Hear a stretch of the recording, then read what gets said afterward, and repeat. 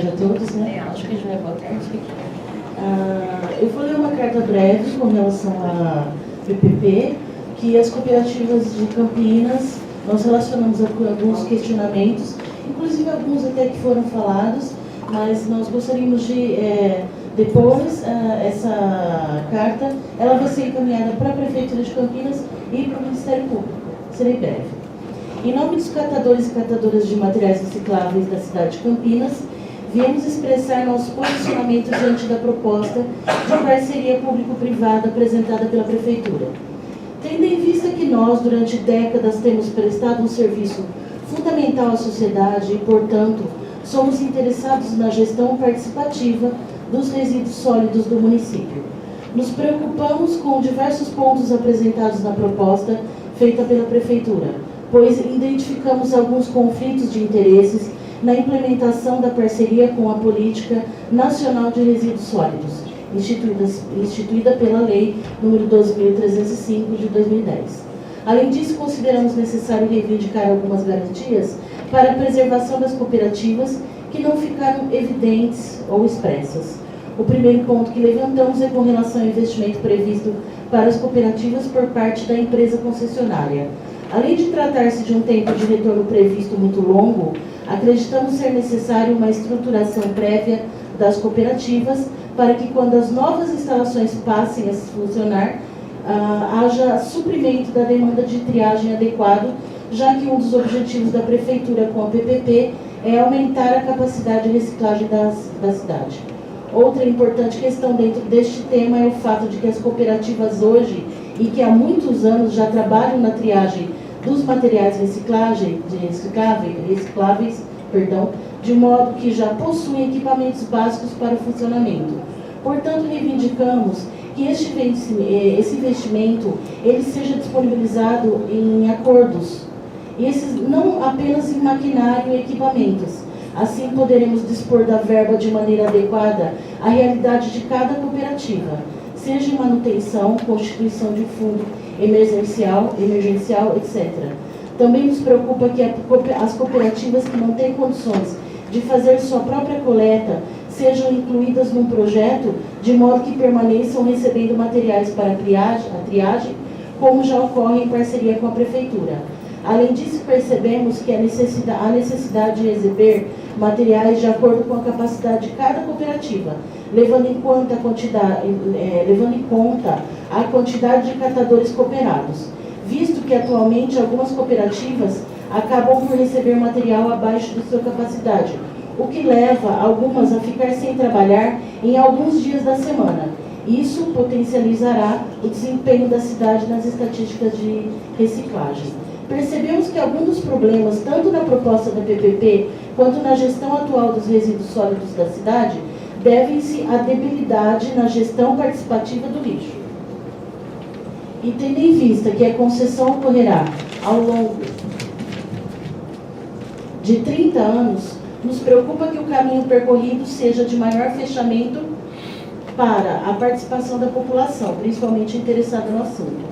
Por isso, reivindicamos que as cooperativas de catadores da cidade, representadas em uma comissão, participem ativamente com o poder decisório, em conjunto com a Prefeitura e a empresa concessionária da gestão do projeto, desde o planejamento até a sua implementação e execução. A proposta da Prefeitura aponta para a fiscalização, seja de responsabilidade da concessionária. No entanto, acreditamos que a participação dos catadores nas diversas instâncias contribuiria para garantir o serviço de qualidade que esteja de acordo com a PNRS. Com relação à educação ambiental, requisitamos que seja feita com a nossa participação ativa por meio de um comitê já citado, visto que essa é a nossa área de atuação enquanto catadores, e nos interessa que os materiais sejam separados de maneira correta, visando sua qualidade. É fato que simples campanhas midiáticas não são suficientes para que a população se conscientize sobre a necessidade de destinar adequadamente os seus rejeitos e de reduzir a sua geração de lixo. O que nos remete à nossa última demanda, a questão dos ecopontos. Acreditamos ser necessária uma fiscalização a ser definida pela comissão já citada para que as denúncias de desvios de material e problemas na gestão dos ecopontos sejam apurados e investigados com mais dedicação. Por fim, requisitamos que esses pontos sejam levados em conta e apareçam expressamente no contrato a ser assinado pela concessionária, para que a cidade possa fazer valer a política nacional de resíduos, que prevê a prioridade das cooperativas no tratamento dos resíduos da cidade e a gestação participativa, já que a Prefeitura optou por conceder à iniciativa privada um serviço fundamental para Campinas, para o meio ambiente e para a sociedade como um todo, e o de limpeza urbana. Contamos com o compromisso da Prefeitura e do Departamento de Limpeza Urbana no cumprimento da Lei 12.305 de 2010. Obrigada.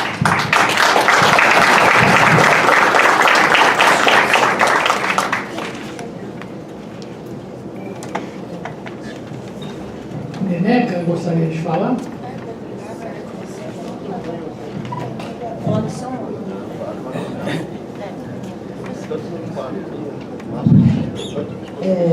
Boa tarde a todos. Eu represento nacionalmente os catadores do estado de São Paulo, tá? E hoje nacional, a Secretaria da Mulher Catadora. Fizemos um encontro ano passado de 2.000 mulheres na Estação Cultura. Foi um marco para Campinas ver tantas mulheres reunidas e falando sobre resíduos sólidos, tá? Eu quero dizer, a minha preocupação é sobre os catadores avulso, que vocês falam que é autônomo. O avulso tem uma diferença de autônomo. O autônomo é aquele catador que ele tem um caminhão próprio, 2, 3 caminhões, ele é contratado por alguma outra empresa para estar coletando na rua, tá? Agora, o catador avulso é igual meu companheiro Barba, que 40 anos ficou coletando na rua com um carrinho que parecia uma carroça, e ele era o cavalo, a gente falava assim, certo? Então a preocupação nossa é esses catadores moradores de rua.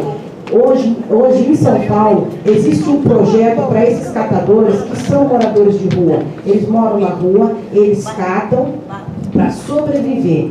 Então eu acho assim, se vocês pudessem fazer uma pesquisa, nós temos também uma pesquisa, fizemos um cadastro junto com a Secretaria de Trabalho e Renda, que a preocupação deles era essa, esses catadores avulso. Hoje tem cadastrado 2.500 catadores avulso vivendo em precariedade nas ruas. Então é esses catadores que a gente quer ajudar, que quer apoiar e ser parceiro, tá? Porque eu tenho 30 anos de catadora, fui catadora de carrinho, como meu companheiro tem 40 anos. A vida na rua não é fácil. Acidentes, às vezes a carroça cai em cima da gente, o peso, chuva, sol. Então nós queríamos que essa parceria não fosse com o catador autônomo, que tem 3, 4 caminhões e é apoiado pelo empresário. Que hoje a gente está sofrendo a falta de material, é por causa disso. A gente sai na rua, são 10 caminhões, aqueles caminhões muito grandes, bom de andar, e não é uma carroça igual a nossa. Esses a gente não quer a parceria, nós queremos esses que moram na rua, tá bom? E outra coisa que eu vou colocar aqui em ponto, não é que na época a gente devolvia os caminhões para Renova, ou outra empresa que era na época que eu lembro, que era compactador, e na época vinha muito rejeito. Um compactador, ele tem que vir com 2.000 toneladas. Ele vinha com 4, com 5, ou às vezes vinha até de 2. A maior parte era rejeito. E nós somos catadores de materiais recicláveis. A gente não quer separar lixo. Então, na época, o meu amigo ali, estou feliz de ver você, Francisco, nós fizemos um trabalho para melhorar a qualidade, que onde veio os cestões, né, que melhorou mais a qualidade, hoje a gente não devolve mais. Entendeu? Então, o DLU tem uma participação muito grande nessa mudança de compactador para esses cestões. Então, melhorou mais a vida dos cooperados e hoje está até faltando material. Obrigada.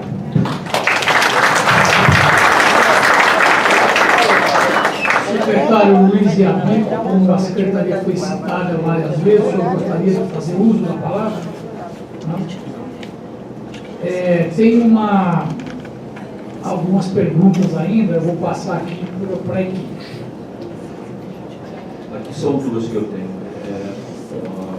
Uma delas foi colocado o problema, a questão do Plano Municipal de Saneamento Básico e a sua temporalidade. Tá? Essas questões foram colocadas pelo Dr. Rodrigo, promotor de Justiça, e a Emília também, professora Emília. O Dr. Rodrigo ele fala de forma correta que a atualização do Plano de Saneamento Básico não vem sendo publicada na forma que ela poderia ou que deveria estar sendo. E a colocação da professora Emília, se eu bem compreendi, é que, pela visão dela, o plano de saneamento básico, e dentro desse plano se insere os subsídios sólidos, ela diz que o plano é incompleto e que ela compreende que primeiro esse plano deveria ser completado para em seguida ser pensado uma PPP. Permito discordar um pouco dessa afirmação, mas vamos dizer as duas questões em uma só. O Plano Municipal de Saneamento Básico ele começou a ser feito em 2012, se eu não me engano, 2013. Ele foi aprovado por decreto em dezembro de 2013. Não se falava ou não se desenhava PPP. Então, a PPP não veio antes do Plano de Saneamento Básico, correto? E uma das metas, no assunto resíduo, uma das 10 metas que nós temos no Plano de Saneamento Básico com relação a resíduos, se eu não me engano, a meta de número 5, ela fazia a menção, porque era 2013, de que nós teríamos que ter uma central de tratamento de resíduos em direção ao atendimento à lei federal. Isso está bem citado lá. A PPP veio exatamente para atender esta premissa do Plano Municipal de Saneamento Básico. Ela não veio antes do Plano de Saneamento Básico. Internamente, o que eu posso dizer dentro da nossa secretaria é que todas as 10 metas, e dentre elas se encontra a do tratamento, ela vem sendo continuamente atualizada em questão de conceito, em questão de números, e o que a gente tem que levar agora para dentro é a questão da publicação desse tipo de essas novas metas que foram revistas. Tá? A segunda pergunta, que é do Fábio de Paula, ele pergunta se existirá alguma garantia de pagamento para a concessionária. Já foi dito aqui que a forma de remuneração da concessionária será contra a prestação pecuniária, ou seja, o serviço é prestado, é medido, a medição ela leva em conta o quantitativo e a qualidade do serviço prestado, que tem a ver com o próprio desempenho, e em função dessa ponderação desses dois fatores, vai ser feita a remuneração do concessionário. E a questão, a origem do pagamento dessa outra prestação será a taxa de lixo, como é feita hoje, mas calculada em função dos novos serviços que vão estar sendo previstos dentro da PPP. Bem rapidinho, os dois questionamentos da Celeste, da varrição e do episódio aí do leite-chefe.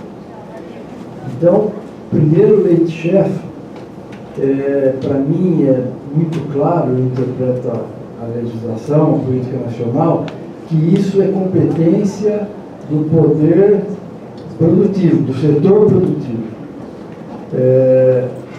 Você contou aí a história, mas faltou um pedaço aí que o Ministério Público exigiu da Prefeitura que a gente resolvesse o problema. Um problema que não é nosso. Então, a lei é clara e é para todos. Do setor produtivo, do setor de consumo, todos nós, e para as prefeituras. Não cabe só a Prefeitura ficar tendo que responder toda a parte de gestão de resíduos. Então, episódio do leite-chefa é logística reversa, no meu ponto de vista. Eu vou aposentar interpretando dessa forma a lei. Logística reversa, setor produtivo, ninguém falou aqui em setor produtivo qual é a responsabilidade dele, é responsabilidade compartilhada. É a mesma da prefeitura e a mesma do munícipe. Então, com relação à varrição, a questionamento da Celeste também, a PPP muda um pouco o conceito. Hoje a gente paga por quilômetro varrido, né, de vias públicas. Eu não sei, aproximadamente aí 80 a 100 quilômetros, a 100 reais por quilômetro, não sei muito bem, posso ver isso. Mas a PPP muda-se o conceito. A gente não vai pagar mais por quilômetro varrido. A quilometragem vai ser só um parâmetro aí de avaliação, mas o que vai valer os indicadores de desempenho. Indicador de desempenho que vai ver se a rua está bem varrida ou não. Esse indicador de desempenho apresenta 3 variáveis aí, que uma delas é a participação da sociedade. Então, se tiver o serviço bem feito, o PPPista vai ser remunerado. Se não tiver, ele vai receber aí uma multa, um desconto na sua contraprestação. A questão do Ronaldo, que ainda persiste aí a dúvida dele do CDR concorrer com material reciclado. Eu acho que isso é muito pouco provável que isso aconteça. Por quê? Porque os 25% de material reciclado gerado na fonte de geração é das cooperativas. Isso já foi aqui exaustivamente repetido. O ideal seria, Ronaldo, se assinasse o contrato hoje da PPP e amanhã 25% todo o pessoal estaria fazendo a separação na origem e a sua responsabilidade compartilhada, todo mundo, como a Celeste faz, né? Se todo mundo de Campinas, depois de um dia de assinado o contrato com o PPPista, fazer o que a Celeste faz hoje, a gente vai ter 25% de reciclável na origem. Pô, mas e o CDR? O CDR, a gente está falando de resíduos sólidos urbanos, resíduos domiciliares e resíduos públicos. Os resíduos públicos têm um percentual elevado de madeira e de outros materiais inertes que, obviamente, serão migrados para a célula de CDR para ser transformado em combustível derivado de resíduos. Então, não existe essa chance de CDR concorrer com material reciclado. Desculpa, só existe o indicador de desempenho em relação à varrição, ele fala de extensão de ruas, né, que fala quilômetro, eixo de dias e mês. Então, aqui no indicador, você disponibilizado no site da prefeitura, fala de variação de extensão de rua, e não qualidade do serviço prestado. A extensão de rua está na equação, vai compor a contraprestação, no entanto, o peso maior será dado à qualidade do serviço prestado. Isso cabe não só à varrição, mas todos os serviços da PPP, coleta, enfim, outros serviços aí, de serviços de limpeza urbana complementar.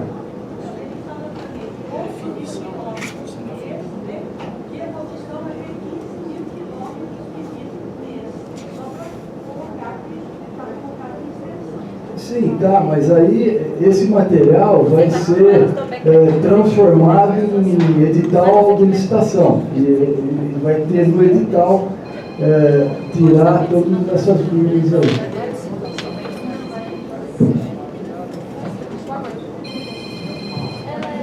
Professora Emília, quer falar?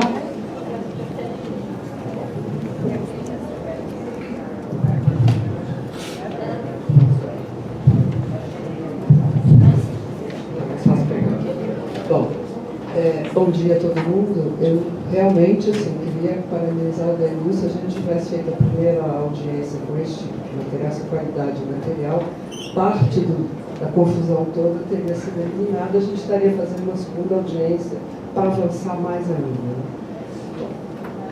Eu pedi para falar, acho porque você interpretou equivocadamente o que eu escrevi, né, uma das coisas, porque na realidade o que me preocupa?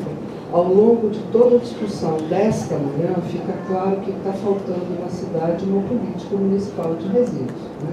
E o que ela tem como política municipal é o decreto de 2013, porque foi uma decisão de governo que a gente teria a política de resíduos dentro da política de saneamento. Foi uma decisão de governo que só agora, em 2017, mandou o plano para a Câmara para ver se vira lei. Mas um plano que foi feito em 2012, que como tinha que em 2016 ter sido feito de novo, ele já está indo para a Câmara em 2017 já atrasado. Né? Então, aqui, uma simples aritmética. Né? Então, se tudo tivesse sido cumprido como deveria ter sido feito, a política, então, que é a política municipal de saneamento básico, que na realidade é só um plano, né? A gente só tem um plano, que normalmente o plano é decorrente da política, mas foi decisão de governo aqui em Campinas que o plano equivale à política, a gente teria resolvido várias questões para depois, então, definir o PPP, porque a PPP, na realidade, não pode ser um espaço onde a gente vai definir tudo que deve ser as premissas, os conceitos, os indicadores de uma política municipal. Essa é a minha primeira questão. De repente, a gente tem que dar um passo atrás, pegar tudo isso que a gente acumulou aqui de experiência, que a Prefeitura nos provocou a partir de uma PPP, e ela também se provocou, que ela, inclusive, conseguiu trazer para cá pelo menos 6 secretarias diferentes, finalmente, para discutir resíduo, porque resíduo não é uma coisa que você vai discutir unilateralmente num único departamento. Né? A política de resíduos é uma coisa mais transversal. Talvez está na hora de parar, fazer a revisão, ter a política municipal e aí sim começar a pensar como a gente vai licitar essa política e pensar a cara da PPP. Essa é a primeira questão. Que eu acho que a gente tem que... E fica muito claro que a gente ainda está no estágio embrionário, porque desta vez, até porque o material chegou muito em cima da hora da audiência, na página, e de uma forma bem escondida, a gente tinha que ficar brincando de onde é que está o óleo para achar esse material lá, né? Tem 2 arquivos ali que fica claro que eles ainda estão... É um primeiro rascunho.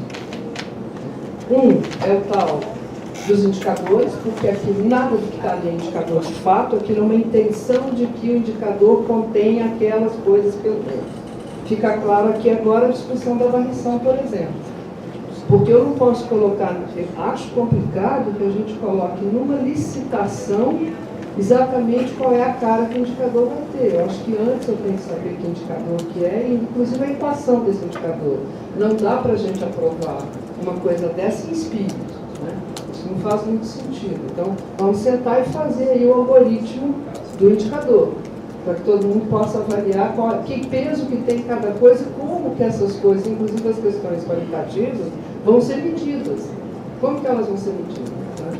Essa é uma questão. E outra, apareceu o anexo 2, né, que me causou espanto, porque a gente teve há 3 semanas atrás conversando, vocês me disseram que as avaliações, a qualificação gravimétrica que se tinha, toda ela é baseada em 2010. Apareceu o anexo 2 que diz que foi feito todo um diagnóstico em 2018, que compara com o dado anterior, que a gente não tem informação nenhuma sobre aquilo. Né? Com tabelas que eu achei muito assemelhadas a algumas dissertações de mestrado que saíram da Unicamp, sobre, inclusive, o resíduo de Campinas, né? Os dados que estão ali. Então, aqueles 2 arquivos são arquivos extremamente prematuros. Então, fica claro para mim que a gente ainda tem coisas a discutir antes de sair pensando no processo de licitação. Acho que a gente tem que pôr um pé atrás. A gente está agora caminhando num sentido muito mais sólido, muito mais coerente. Eu acho que a gente pode até, no final desse processo, chegar à conclusão que dá sim para a gente ter uma PPP de 30 anos. Mas agora ainda me dá a impressão de que tem coisas ainda frágeis que ainda precisam ser melhor estruturadas. E a fala de todo mundo aqui hoje, acho que ninguém hoje veio com pedras na mão como foi na primeira audiência, mas todo mundo tem questões muito...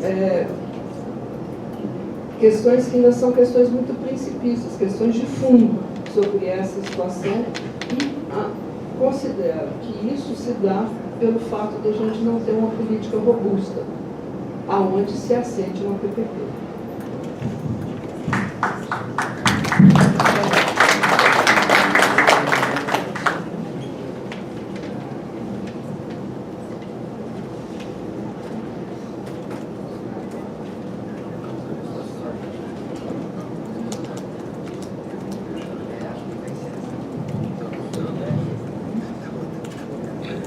Bom, professora Emília Budkowski, a respeito da questão do plano, né, do porquê da administração pública ter elaborado o plano, foi uma diretriz da legislação nacional. Né? A Lei 11.445, ela determina que o titular do serviço público, que no caso é o município, formule a respectiva política pública de saneamento devendo. E como é que ela faz isso? O primeiro item que ela demanda, que faz parte de toda dessa diretriz da legislação, é elaborar o plano de saneamento básico nos termos desta lei. E assim o município cumpriu através do decreto específico. Além de outras questões, para a concretização, prestar diretamente ou delegar a prestação de serviços. Quer dizer, estamos discutindo aqui um ponto de delegação, que é a concessão do serviço público, definir a entidade responsável pela regularização e fiscalização, enfim. E eu não vou ler todos os incisos, só deixando claro que o plano de saneamento é um dos requisitos da própria Política Nacional de Saneamento Básico. Então, é uma questão de cumprimento de legislação federal. Ok. Eu, então, dado aí o adiantado da hora, quero agradecer a todos que participaram aqui desta audiência, agradecer aos meus colegas secretários, presidente Condema, Carlos Alexandre, a todos que prepararam, os funcionários, técnicos, diretores, né?